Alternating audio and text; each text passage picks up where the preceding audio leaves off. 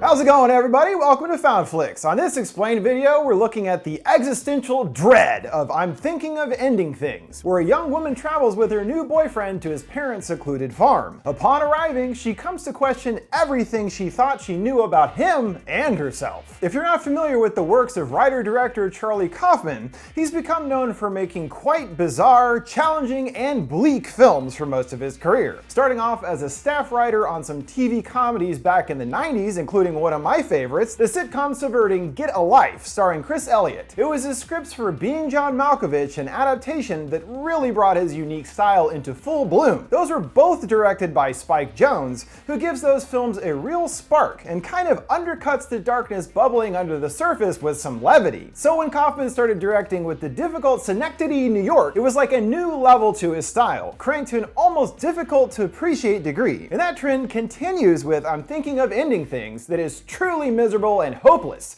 in its ruminations on life and our greater purpose. While he didn't write the book it was based on, I'm sure when he read it he was like, oh hell yeah, this is my jam right here, because it does fit right into his peculiar wheelhouse. The film does tackle quite a bit in its overlong runtime, constant philosophical debates and questions of our existence, and how society and media creates our dreams make up much of the runtime. It's a big swing for sure. And overall, I did appreciate how the story was constructed and how it handled its bigger themes and ideas. But it is again a very kind of morose affair and is lacking any kind of levity, making it a bit of a struggle to get through. It is a beautiful, poignant, and mind-bending journey that is also undeniably incredibly pretentious as well. It's a tough balance that it mostly gets right, and without paying an extreme amount of attention to everything going on, it is an experience that will leave you absolutely baffled, with many questions left unanswered. Well, that's why I'm here, folks. So we're gonna take a deep dive into I'm Thinking of Ending Things, breaking down the story and what's really going on, the grander ideas and themes at play,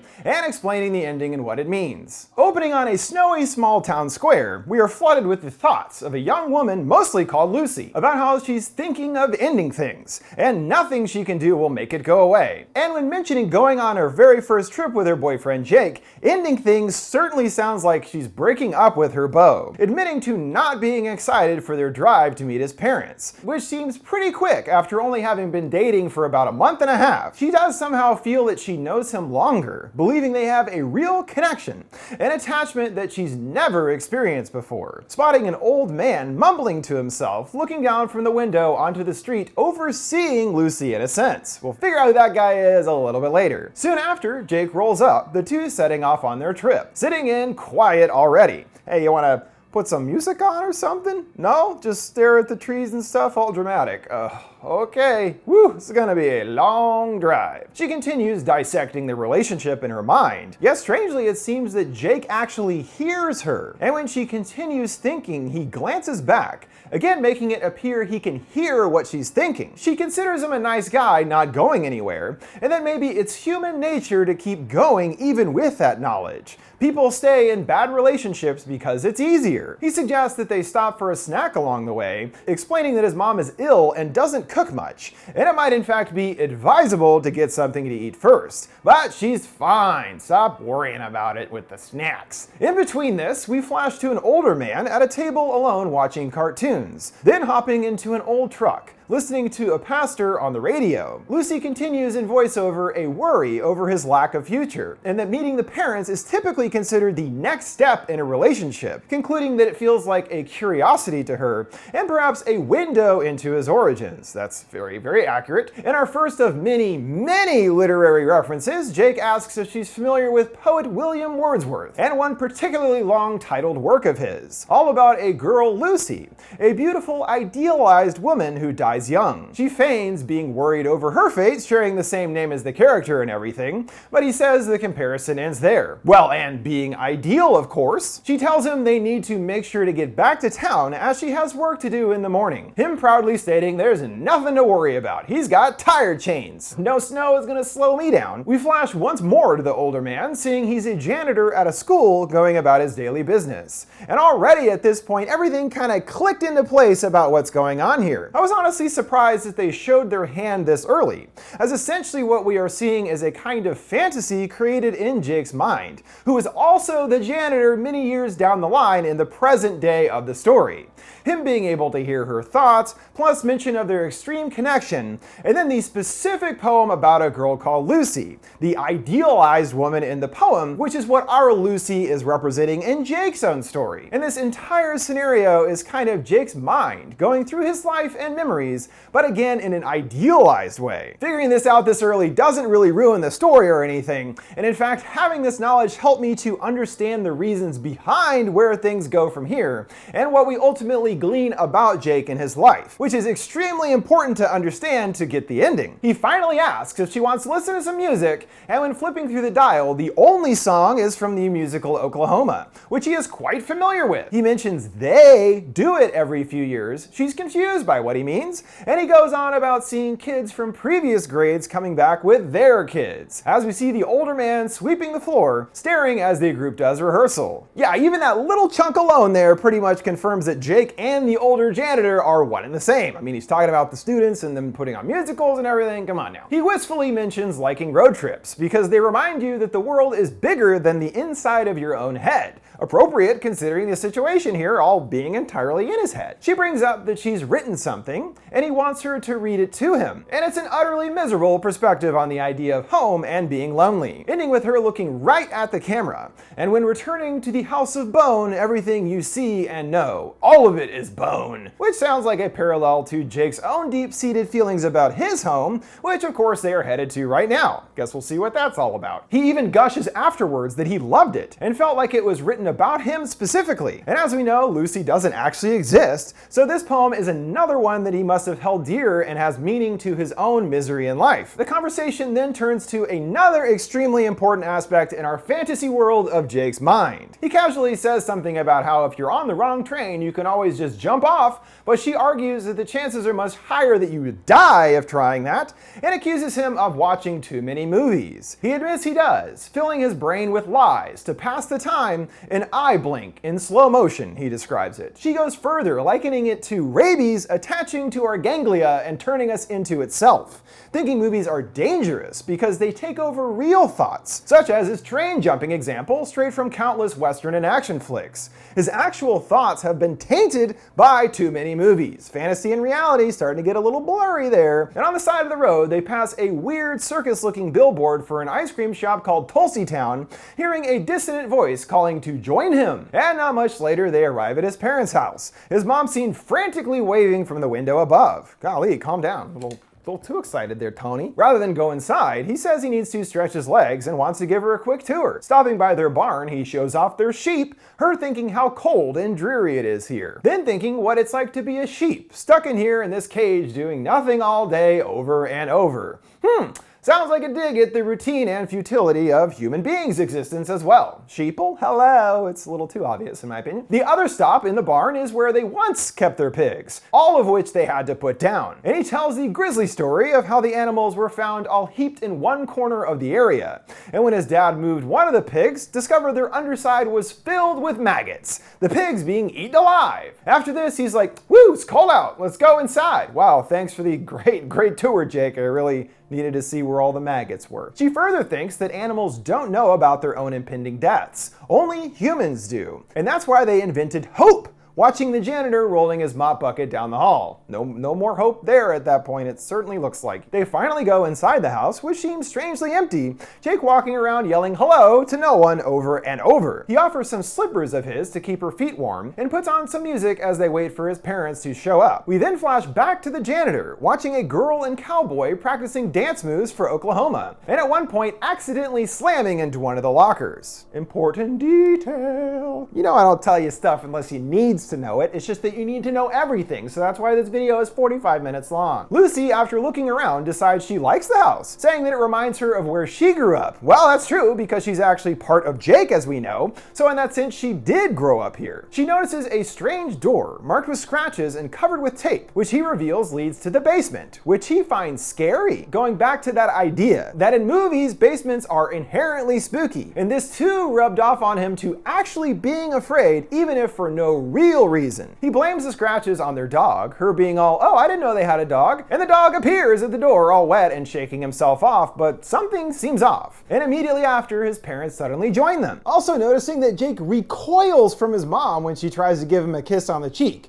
which we see he does every single time that she tries to touch him. Woo, must be some deep-seated issues there, boy. And once they introduce themselves, there's already some nice, uncomfortable silence. Dad's suggesting they eat, and it's a pretty extravagant setup considering Jake said his mom doesn't cook. It's like a friggin' Thanksgiving spread over here. Mom proudly states everything on the table is from the farm, causing Lucy to suspiciously look at the ham.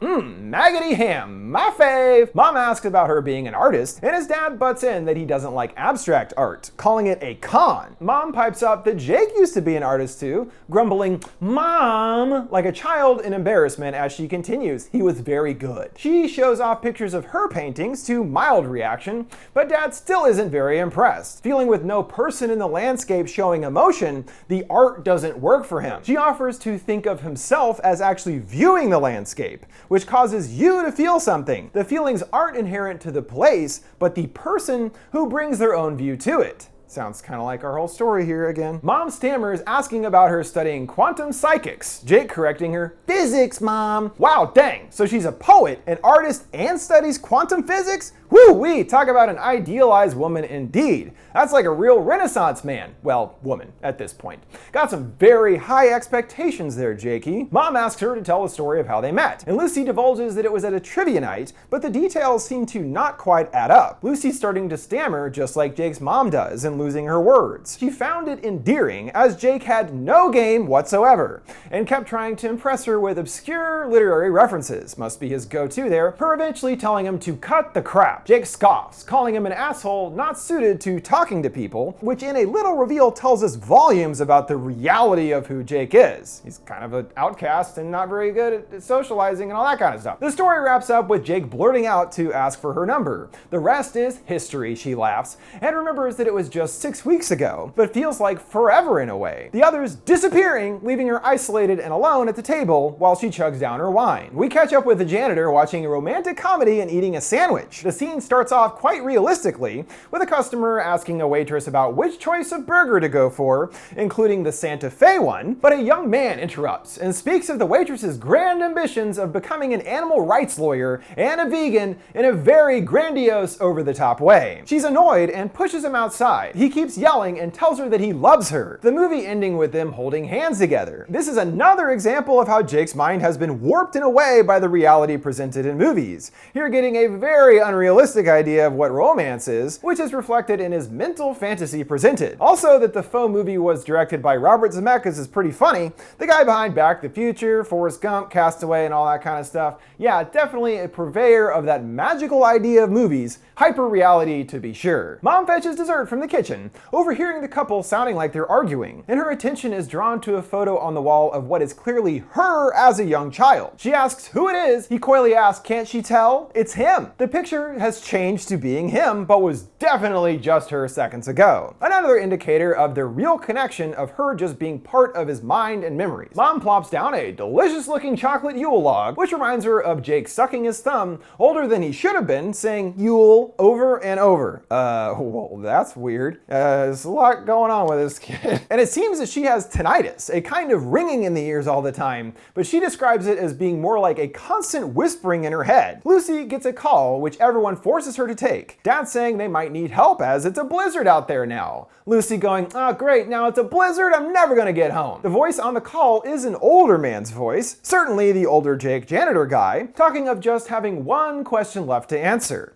But after this brief exchange, the call ends. Lucy saying that her friend is fine. Mom determines that friends are important, and of course Jake never had any friends even when he was older, asking if they remember his 50th birthday party. Jake stepping in says, 20, right? Again, all a jumble of Jake's past and memories colliding all at once. His mom moans about life on a farm being hard, a fast train to heck, she laughs, that then turns to real pain. Dad says she was always funny, but that it has faded and that he misses her terribly. And it turns out Lucy is also studying how age is treated in society, Jimmy, thinking that it is terribly unkind, as it is the natural life cycle of all things to inevitably die. But the elderly are generally forgotten, and society leads them behind to die alone, which is obviously what Jake must think about himself in his old age looking back on his life. Lucy checks the weather and it's looking much worse, but when turning around suggesting they go, everyone has vanished again. She calls for Jake, hearing his voice somewhere else in the house, and the dog is there drying itself at the door again, Jake saying that he's upstairs now. It seems eerily empty up there too, hearing only the howling wind outside. She comes to a door labeled with a piece of paper as Jake's childhood room, and inside is like stepping into a time capsule.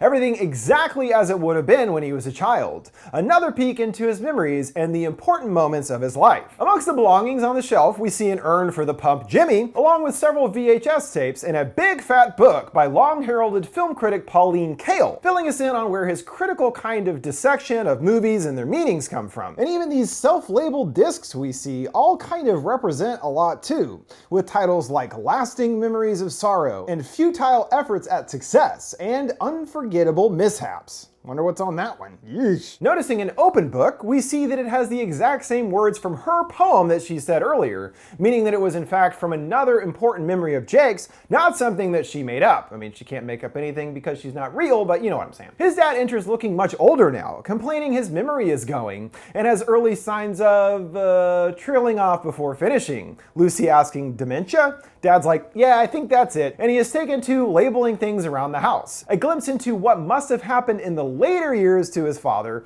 and also tying to that whole idea of aging and how terrible it is and everything. You just start falling apart and then you die. She hasn't noticed the labels. He says, you will notice, and offers that they can sleep in Jake's bed, even though it's too small and only made for one child. So probably not enough space for fucking, he groans, and wanders off, disappearing. Well, thanks for that, Pops. Now when stepping out, the doors and other things are all covered in labels, just as Dad said. This memory obviously from a much later date than when the dinner scene was set. We then see the same concept with his mom, now older and ailing. She keeps mumbling about how great Jake is, and the diligence pin that he was awarded in school. While not as bright or skilled as the others, he always works so hard, thinking that that is more impressive. Jake says that they can leave as soon as he's finished up. Seeing out the window, snow is only falling on their car, the rest of the lawn clear and green. Lucy is impressed with the compassion and care that he is showing for his mother, and he says he appreciates it, as sometimes it feels like no one sees the good things you do. Just alone. Her whispering she sees it, but is back to thinking of ending things, wanting to just end it in a clean break, feeling that she doesn't know where she starts and Jake begins, which we know all about why that is already. She ponders what her purpose is in Jake's life as she loops up and down the stairs,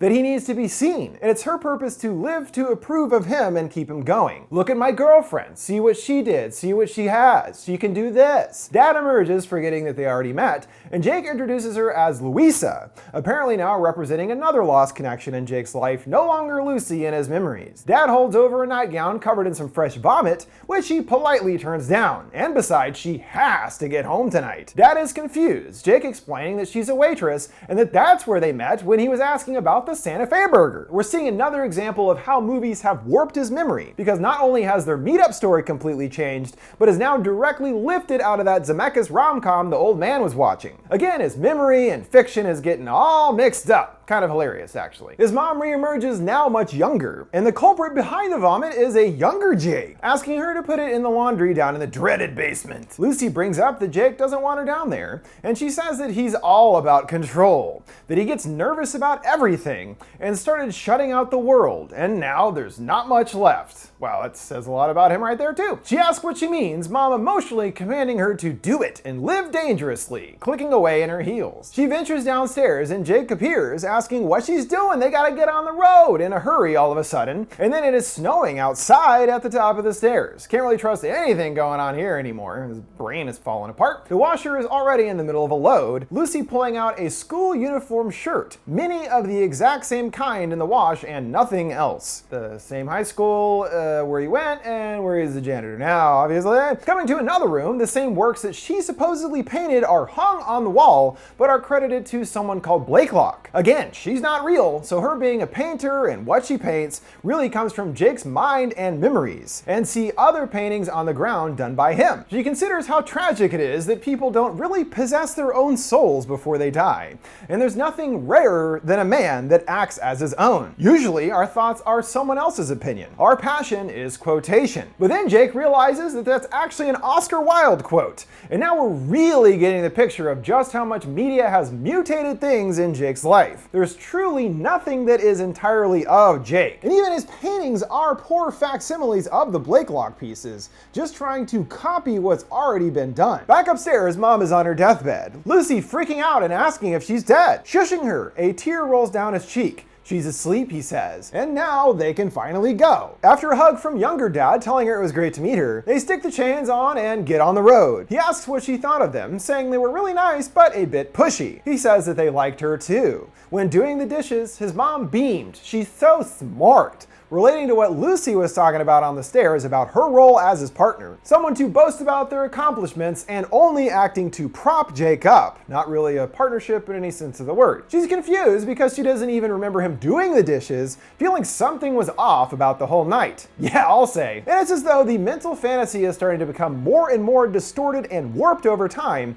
conveying the jumbled state of Jake's mind currently. The next sequence further informs this, as things turn existential and even more philosophical, and even a bit meta in their next car ride in the snow. Lucy pontificates that people think we go through time, but we're stationary. It instead moves through us, leaving us hollowed and dead, feeling as though she was that wind tonight at Jake's parents, seeing them as they were and will be, and then in the end, only she's left. This is pretty much exactly what Lucy's purpose to the story is. She's kind of an avatar or cipher being brought along on this journey with Jake through important memories and moments in his life, and allowing her to piece together his full history and story piece by piece. She also acts as a kind of counterpoint to Jake's own opinion, as we see when discussing the Cassavetes classic, A Woman Under the Influence. Jake thinks that the character Mabel was a relatable, strong character, but Lucy vehemently disagrees, thinking Gina Rollins was a much stronger one instead. Much of her opinion expressed here is taken verbatim from, you guessed it, Pauline Kael's review of the film, and bemoans the film's extended length, that it kind of shambled along and seemed sort of planned out to the end, but not that far out. This almost all feeling like Kaufman is actually getting fourth wall meta on us here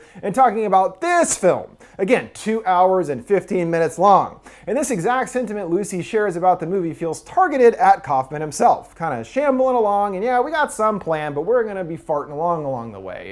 It's too bad, deal with it. Jake relents and deems her the expert on all things cinematic, but appreciates the compassion shown to Mabel in the film, feeling that there's a kindness missing in society, but it's hopeless. He feels his old body going, hearing, sight, everything. You can't see and you're invisible, seeing the many wrong turns that he's made in his life. And the lie of it all. The lie that things are gonna get better, that age is just a number, and other motivational quotes like that. She spits back that those are just platitudes, yelling for his compassion for the Mabel character to sit down and shut up, blowing raspberries in disgust at his rosy perspective on things. Seeing another sign for the mysterious Tulsi town, Jake suggests that they stop off to get some ice cream despite the torrential blizzard going on and everything. Once they make it, he immediately brings up another book, Lucy annoyed and just wanting to get the ice cream and get back on the road. He says that he knows some of the employees and would come here after visiting his parents, admitting some of the girls have been mean to him, and they won't even come out if they know that it's him. Two girls open the windows, one asking Jake if they can help, but he sheepishly keeps his back turned, so she orders for them, him muttering that he'll have the same, under his breath. The girls giggling, two sames coming right up. These must be the girls that gave Jake guff, as he mentioned, and here we understand another layer of Jake's past, as another girl with rashes on her arms approaches, and Lucy thinks that she recognizes her, and she responds with strange warnings about how she doesn't have to go forward and can stay here, whispering she's scared for her. Then things snap back to normal, telling them to have a good night. Right, so assumedly the other girls were mean to Jake in his youth, and it was probably pretty awkward in the same way seen here. Too afraid to approach them and turning his back and everything, while the girl who is maybe considered different or whatever with the rash is someone he relates to as an outsider just like him. As we come to see throughout their trip, Jake was obviously a slightly off but still quite intelligent boy, but ultimately still struggled to fit in with society due to what seems to be a heck of a lot of insecurity. This is made clear in his next few book references, first an essay about TV, and how pretty people tend to be considered more pleasing to look at than non on pretty people. And this is what distorts the viewer's mind into buying into the celebrity's appeal. And thusly that idea of what someone in society is supposed to look like is radiated out of the screen. He feels that people don't know how to be people anymore. Ask if she's read Guy Debord's Society of Spectacle. What? Of course I have. It's my favorite book. It considers that society is actually a worldview that's been materialized, a glass projection of media that becomes our brain like a virus. Yeah, I'd say that alone tells us exactly how Jake feels about his place in society. Never able to fit in with what he was told he was supposed to look like, always feeling like an outcast. He keeps freaking about the melting ice cream, wanting to throw them away, and worried about the cup holders getting sticky. Okay, and gets upset punching the steering wheel. She yells it's not a big deal, him responding he knows that, Ames, leaving her wondering what that's short for. And again, it seems her kind of perfect girl avatar position has shifted to another in Jake's memory. Desperate for a trash can, he knows a place on a nearby road that for sure will have one, revealing that he is taking her to his former high school, where he says he spent every tortured day for so goddamn long, he seethes. She's baffled by the tiny road and how buses would even get down here anyway, but he tells her it's okay as everything has been tinged, the colors tainted by objective reality, which as we know is Jake's own reality here. So just don't worry, just go along for the ride, you're part of his brain anyway. She complains of the road seeming excessively long, him retorting it seems long, which is an object of time. Well, we do get older, he says, but sometimes admits that he feels younger, like a kid inside. She asks him if he thinks being younger is better. He's confident that it is, calling it healthier, brighter, more fun, and hopeful. Again, his rosy, media-saturated version of life, which she writes off as sounding like a Coca-Cola commercial. It's the idea of youth that he's been sold by media and society. You've been duped, my friend. They arrive at the massive school, and Jake knows the layout in detail, like the back of his hand, he says. She sees someone else is parked there, a truck nearby. Him assuming it must be a janitor or something. Yeah, obviously. He goes to dispose of the ice cream, but he keeps walking past the truck, Lucy growing worried about him taking so long. He returns without incident, and she pleads to leave, but he takes the car keys out, finding it peaceful and quiet here, and wondering what the rush is. Losing her temper, she yells she's been telling him she needs to get home all night long. He mumbles in return, yeah, I guess that's true. Yeah, it is true. You've been paying attention or what, bud? He apologizes, and they have one actual kiss, the first time feeling like they've been in any kind of romantic couple throughout this entire trek, and there's a flash of the old man watching them, causing Jake to lose it, and wants to give him a piece of his mind, pounding on the horn in anger. She begs him not to leave, but he does so anyway to her frustration, moaning to herself that she shouldn't have come. Well, it wasn't really an option because you're not real. Left alone for an indeterminate period of time, her mind starts to wander once again, thinking about how it's harder to say no and easier to say yes. The problem being one yes turns into a whole bunch more. She then wonders how long it would take to get hypothermia and considers it not a bad way to go. She decides to get out and look for him and finds that the doors don't open in the car, so she has no choice but to go into the school or freeze. Inside, she encounters the older janitor Jake and tries to hide, but he eventually approaches her. She says that she's looking for her boyfriend and responds with his mind's voice asking, what does he look like? She shrugs. It's hard to describe people and says that it was so long ago that she barely remembers. She is now revealing the truth of the extent of her and Jake's actual relationship in the real world, that they didn't even really ever talk. She remembers that Jake kept looking at her at a bar, definitely giving off creeper vibes, remembering thinking that she wished her boyfriend was there with her. But then she cursed herself, thinking it's sad that the only way a guy would leave you alone is if you're there with another guy, as though she were marked as his property. Well, there you have it. The real Lucy and Jake were merely one of the many thousands of non-interactions in her life as she considers it, and nothing more. A completely blank canvas in a sense for Jake to essentially play out this fantasy of their potential relationship and how perfect she would be. His own happy ending that he feels he deserves. Yet this version of her is still worried about Jake, the man saying that there's no need to worry if he's here, as it's safe and quiet. Just as Jake called it, she goes in for a hug asking if it's okay to look around for him, and he requests that she take off her wet shoes, handing her the same blue slippers from his parents' house. She pushes them back, calling them his. A pretty daggum concrete piece of evidence that Jake and the older janitor are one and the same. As if there was any flippant question at this point, she walks off looking teary-eyed and Jake emerges down the hall. Two others step out that look similar to them but not quite the same as our original duo and take their place, proceeding to do a big dance number all in blistering light. their prettier, TV-appropriate avatars taking center stage. Their choreography here must at least be partially inspired by the two practicing earlier that the old man saw, as these two also whack a locker just as the others did. And their performance is almost like a theatrical dance interpretation of their happy relationship developing into the point of getting married. Happy, that is, until they're interrupted by a version of the janitor that tries to take the woman away. Reality seeping in already in the fantasy, running to the gym where it's snowing. The handsome Jake returns and the two tussle. The janitor pulls out a knife and they struggle for control, but ultimately the janitor prevails and stabs the man in the chest, collapsing and ribbons of blood flying out. Even in this fantasy, the reality of Jake's life will always be the victor. The dream will never be the truth. The real janitor is then seen cleaning up the mess back to his peaceful and depressing reality. Finishing up his shift, the past starts to overwhelm his mind, seeing his parents arguing and hearing a high-pitched ringing in his ears, seeming that he is the one that actually suffers from tinnitus, not his mother, or maybe they both did, I don't know. And then takes off all of his clothes, hearing a woman singing on a loop to "Come Join Me." The view through the windshield becomes a retro-looking commercial for Tulsi Town, which must have been something he saw as a child and burrowed into his skull ever since. Even I have some stupid fast food jingles from a kid buried deep in my head. Oh, I feel you, Jake. The scene then morphs to an animated pig that asks him to tag along. Naked, he follows the pig back into the school, who has some lamentations on his own existence. Bad luck being a pig with maggots, he says, but that it's just the luck of the draw, and all you can do is move on. Then he gets existential once more, considering that everything is the same thing. You, me, ideas. It's all one thing. In this case, that is particularly true as we are experiencing everything through Jake's mind, but also seems to hearken to the idea of universal consciousness, that we all share of the same cosmic energy no matter who or what we are. The pig instructs him to get dressed, as the alternate, now aged Jake gets to have his final massive delusion of success and his dreams coming true. The stage is set for Oklahoma as he is presented with a Nobel Prize for his lifetime of work and his latest greatest discovery. He thanks everyone in the audience, saying that they are the reason he is who he is. Amongst the crowd is Mom on stage and his dad in the audience, along with Lucy and the girls from Tulsi Town, and presumably the audience is made up of literally everyone he has ever encountered in his life, all in some small way a part of his life and memories. It's a quite poignant and appropriate speech for the situation, which makes it extremely funny because it's actually again directly lifted from the film A Beautiful Mind. Dang, he really is just an amalgamation of media references, and goes for broke with one big finale, singing an equally thematically appropriate tune, A Lonely Room, from his favorite musical Oklahoma. It's all about unfulfilled dreams, and the end result that he's finally going to go out and get what he wants out of life, and he impressively brings the house down, the entire crowd giving him rapturous applause and a standing ovation. Happy tears streaming down Jake's face. This is his final big fantasy, kind of losing himself to those long-held dreams and goals,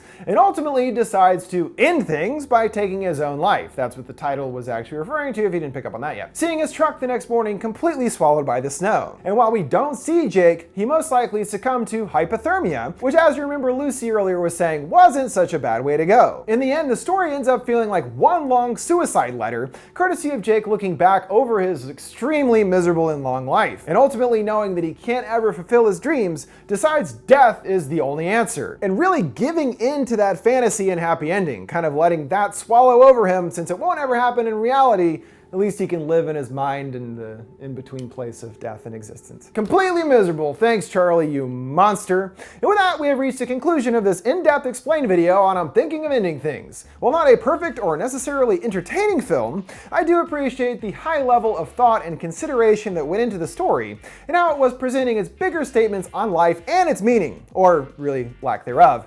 Essentially, we've all been duped into thinking we deserve a big Hollywood-style happy ending to our lives, but the truth is, that simply isn't the case. We're all the same, shuffling on this mortal coil until death inevitably claims us all. Fun! What did y'all think of I'm Ending Things and its ending? What is your favorite Charlie Kaufman flick? Let me know your thoughts down in the comments below. Make sure to like, subscribe, and follow. Thanks for watching FoundFlix. See you next time.